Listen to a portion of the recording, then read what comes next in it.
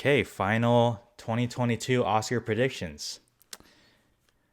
What the fuck? I genuinely can't believe the state of the race that we're in. I never want 2 months between nominations and Oscar voting to happen like again. I'm tired of this. I'm tired of the tweets. I'm tired of the takes.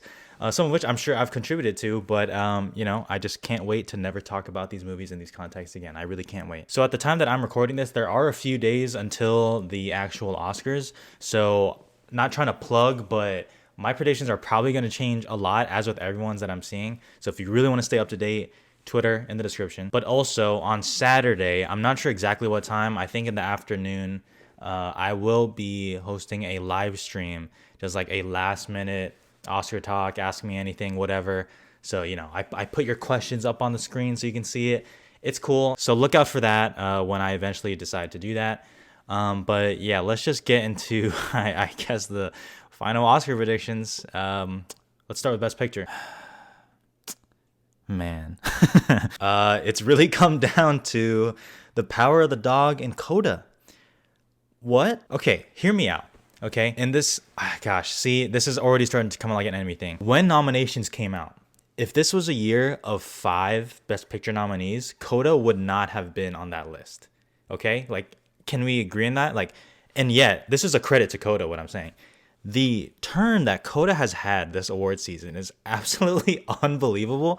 I can't believe how much this movie has just fucking rocketed up. It's impressive, honestly. So, like I said, it's come down to The Power of the Dog and Coda. With the way the race is shaping out, and there are always surprises at the Oscars, always. With the way it's shaping up to be right now, stats are going to be broken. I mean, my God. If this isn't a testament to the Oscars and the Academy are just fucking different now, I don't know what is. Because so many stats have already been broken from nominations, and it looks like they're going to be broken even more with the fucking Best Picture winner. I don't need to go over all the stats it's going to break. I'm sure you all already know. I mean, you guys know, like Coda, no director or editing, no DGA, no BAFTA Best Film. Power of the Dog is almost in like the opposite direction, where it's like, can it win picture and director only? Can it win just director only? It has 12 nominations. It's going to go home winless. And I like to be honest with you guys and transparent. There are a lot of people on Twitter who are probably just like deceiving you guys, or they act like they like both of these movies and they're being objective about it, when really they either don't like Coda or they don't like The Power of the Dog and they're just trying to say it. I have no problem admitting. I literally just made a video about it. Coda is my 9th favorite from the 10 nominees, and The Power of the Dog is my 4th favorite. Maybe 3rd with The Power of the Dog. I have no problem admitting that. And I look at it like 10 years from now, when we look back on this year's Best Picture winner, are we going to be like, really? Like that movie won? Or are we going to be really happy? I don't know. Only time will tell. I'm really stalling because I don't know what to do. All right. As of now, when I'm recording this video, I'm going Coda. Oh man, that sounds weird for me to even say. I can't believe this. Coda is gonna break so many stats, guys. It is gonna break so many stats. It's unbelievable. But I can't deny the late surge for Coda. As a basketball guy, I'm literally wearing a Sun shirt right now. You cannot underestimate the power of momentum. That's why coaches call timeout, so they can stop the momentum of the other team. And Coda has all the momentum right now, and voters absolutely vote with their heart. And with the PGA win for Coda, which I didn't really believe, I can't deny it will do well on a preferential ballot. So I'd gotta go with Coda. Now, I've seen the Little Miss Sunshine comparison thrown out at it, which won pretty much the same awards that Coda has won and looks like it's poised to win, but it lost Best Picture to The Departed, Martin Scorsese's film. And while the comparison is like for sure, legit, I don't think that's a bad comparison. The question is, and we'll never have the answer to it, would Little Miss Sunshine have beaten The Departed if it was a preferential ballot? We will not know. Yeah, I'm gonna go with Coda. This is a close race though. Like honestly, like I know some people are starting to feel really good that Coda's gonna win Best Picture. And even if it does, like, this is not like a 70% or 30% type thing, Like, I think it's much closer than that. I'm going Coda for Best Picture. I don't even know what I'm going to do with the rest of my predictions because, honestly, like, fuck stats, I guess, Like, fuck anything that has ever happened with the Academy ever, which is, like, I guess kind of cool, But we'll see. Coda for Best Picture. Prove me wrong. Best Director. So I think it's funny that people are starting to be like, I'm predicting Power of the Dog to go 0 for 12. Y'all do that. If you do that and you get it right, congratulations. I'm not going to do that. I'm sticking with Jane Campion for the Power of the Dog. Like, who is even a clear second place? Like, probably Steven Spielberg, but I don't really know. And also people are like, oh, the Critics' Choice thing. Like, the critics, so like that blunder of a speech, like that's going to lose her the entire Oscar. Like, I don't know. I would be really surprised if she didn't win. So I'm going Jane Campion of Best Director. I don't really need to spend too much time on it. Best Actress. Oh boy. So let's get some of the shit out the way. After I finish recording and the days leading up to it, there are going to be plenty of anonymous ballots that are going to go through, and a lot of people are going to change their mind and use that as reasoning. And listen, I get it. They kind of helped me predict Parasite. They kind of helped me, or they helped a lot of people think that Anthony Hopkins was happening. And at the same time, they've also misled a lot of people too. I remember particular Richard E. Grant for Mahershala Ali in the Best Supporting Actor. So as of when I'm recording, I've seen a lot of love for Penelope Cruz. And it is Sony Pictures Classics who does run a sneaky campaign, almost like behind closed doors type shit. However, Jessica Chastain is backed by Searchlight. Tammy Faye is looking good for makeup. And then some people are immediately going to start throwing, oh, Vice, Bombshell. And then I take those and I start throwing The Iron Lady and Darkest Hour back. And then they start throwing back at me. Those are like Best Picture nominees for Darkest Hour. And then I start throwing back. I'm like, yeah, but like they were sweepers, the people who they were going up against. So all in all is to say, shut the hell up. Okay. Okay. And I'm going to shut the hell up.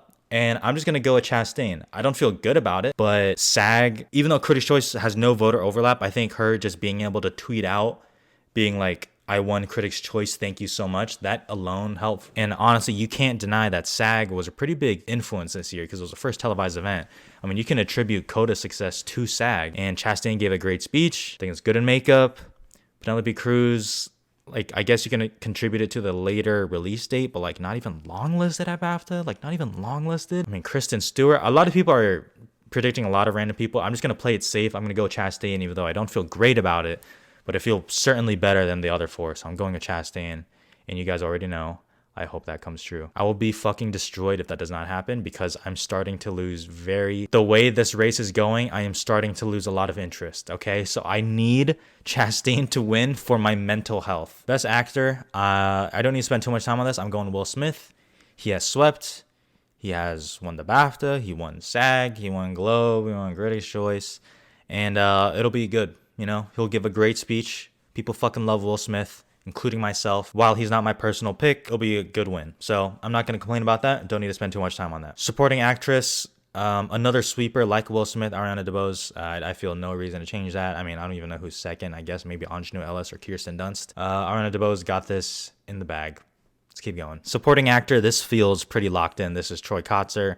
If I'm predicting Coda for a picture, you bet your sweet ass, obviously Supporting Actor's coming with it. That's guaranteed, pretty much. Even if Coda doesn't win Best Picture, I think Troy Kotzer gets this in the bag. We don't need to spend too much time on that.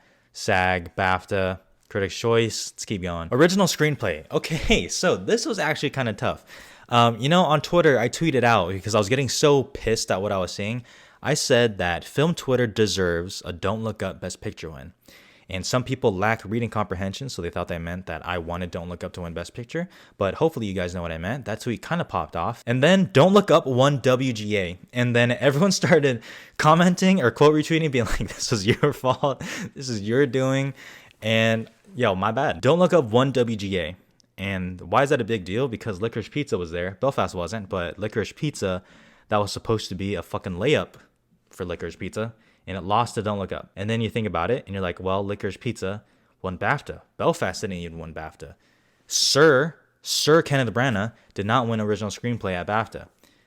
And then you also think about it, and you're like, well, Globe went to Belfast. Critics' Choice went to Belfast. Not that those mean a lot. There's no real controversy with Belfast. It's certainly not as divisive as Don't Look Up. What are we going to do? There's like a lot of overlap here. I still think this could easily be Licorice Pizza.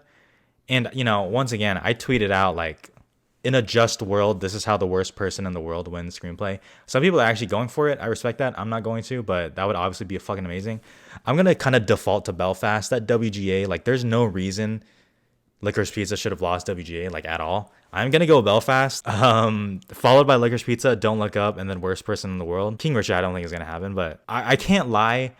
If Don't Look Up won original screenplay, I would kind of be happy, not because I think it deserves it, but that's because like all bets are off at that point. If Don't Look Up wins screenplay, all bets are off, and you know I'm a fucking chaos agent, so that'd be fucking good.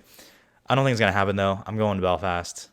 Let's move on. Adapted screenplay. Well, here's the deal. If The Power of the Dog loses adapted screenplay, I actually think it could still win picture. I don't think that's the nail in the coffin, honestly. But if Coda's winning Best Picture, I think it absolutely has to win screenplay. So I'm going with Coda and adapted screenplay. I don't know what the hell is going on anymore. I'm going with Coda for adapted screenplay.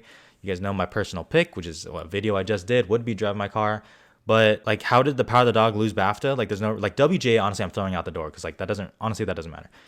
How did The Power of the Dog lose BAFTA? So that alone, I'm going with Coda. So we'll see. Cinematography. Okay, so this is an interesting category because I was very tempted to go with The Power of the Dog as an upset. And honestly, I still think it could happen. But when Dune won ASC and it's won BAFTA, I mean, it's hard to go against that. I know Critics' Choice went Power of the Dog. Like I said, Critics' Choice I don't put that much stock in it. And Greg Fraser is a big name right now. He just literally did the Batman, which I honestly think kind of helps. So I'm going to rock with Dune. I would not be surprised if there was an upset because it can certainly still happen.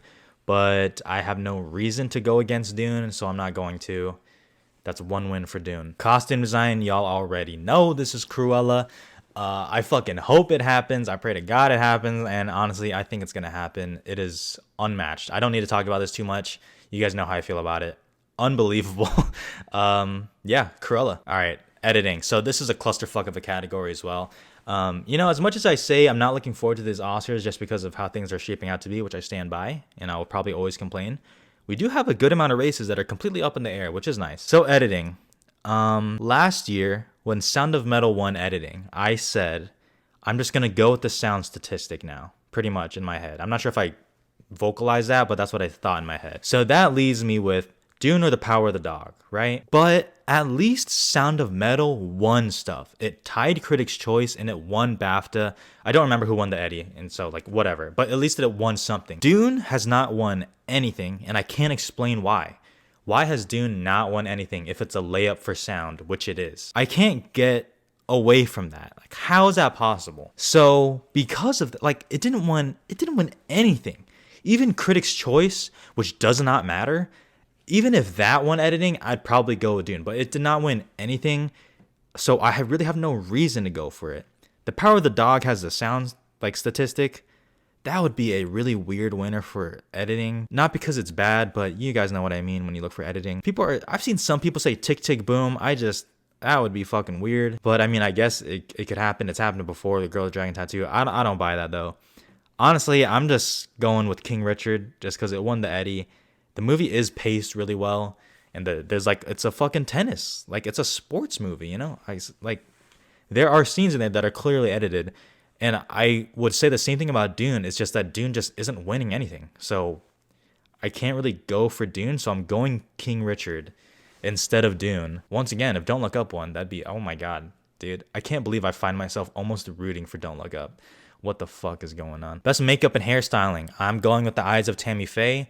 I think this bodes well for Chastain, even though obviously it's not a lock. I mean, you can even look last year with Ma Rainey's Black Bottom. But honestly, like Tammy Faye for makeup is stronger than Chastain for actress, so I'm actually going to rock with Tammy Faye in makeup. Yeah, that's it. Production design. Okay. So this is another good category, first of all, but another tough one. It's between Dune and Nightmare Alley for me. But like honestly, Dune, in the same way that Dune has not given me a reason to vote for it in editing, or predict it, I should say, Dune has not given me a reason to not predict it for production design. So I'm going with Dune in production design. Nightmare Alley could obviously take this one. Like, I'm not even going to be surprised. They got a Best Picture nomination also. But like Dune just keeps winning production design. So like, what do you want me to do? I'm going to predict Dune. Honestly, if you want to play it safe, it would almost be smart to just predict like a Dune tech sweep besides like the obvious ones like costume, you know, and you could probably play it safe that way, but you know, whatever. That's 2 wins for Dune. Let's keep track. Best sound, I don't need to go over this. This is Dune. Lock it in. Visual effects, this is the biggest lock of the night for me. It's Dune. That's 4 wins. Original score, not a lock, but I am going Dune. That's 5 wins for Hans Zimmer. The Power of the Dog, as a second place, but I'm rocking with Dune for Hans Zimmer. Once again, no real reason to switch, so I'm feeling Dune. So Dune I have with 5 Oscars instead of 6, and that actually feels more comfortable for me. I like that more.